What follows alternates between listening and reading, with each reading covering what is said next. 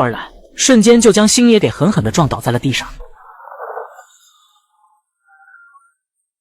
正当不明情况的星爷准备站起身时，对方的6名球员又直接对着他滑铲。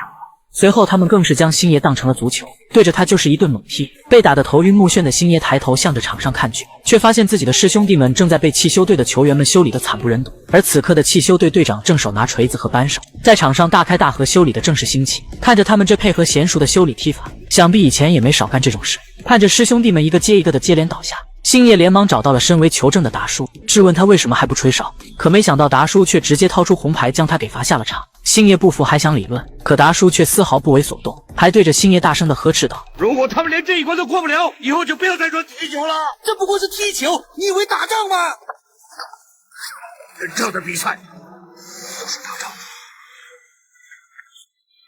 就在这时，场上被打的